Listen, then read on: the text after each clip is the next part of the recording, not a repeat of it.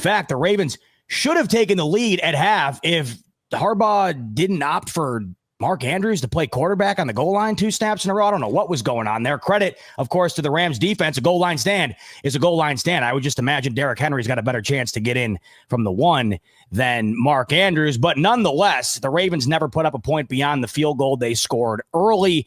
Rams win 17-3. Cooper Rush bad in this game. He ends up getting benched. It makes you wonder why Huntley wasn't the starter to begin with.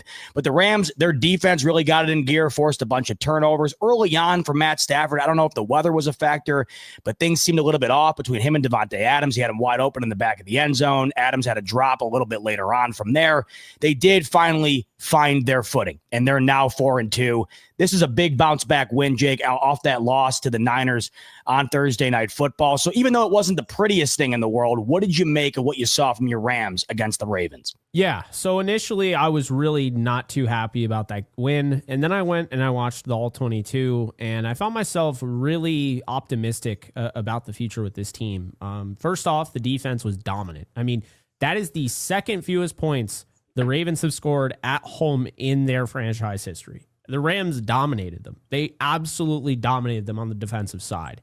And I think the big thing here is that you wanted to see that bounce back because there are a lot of people that just weren't giving Mac Jones and the 49ers any credit. I heard JV squad over and over, and I was just tired of hearing it. And I understand Cooper Rush was at quarterback, but I wanted to see Chris Shula not play Cooper Rush like he's Josh Allen, right? And actually not let him just have his way with the defense. And that's what they did. I mean, they played up. They were physical. Darius Williams looked great in coverage. Really, all across the board, the defense was great. The pass rush was getting there. Jared Verse is tied for the league lead in pressures, so people who said that he was falling off, that was ridiculous. Anyway, he is back to the league lead tie, but he had 8 pressures in this game. Byron Young had 6. He continued his sack streak. He had 7.5 sacks. He had 7.5 all of last year. The interior defensive line was great. Sean Dolak finally gets an opportunity to play. We talked about him in the offseason. He was sensational, but not as good as Nate Landman, who set a franchise record for 17 tackles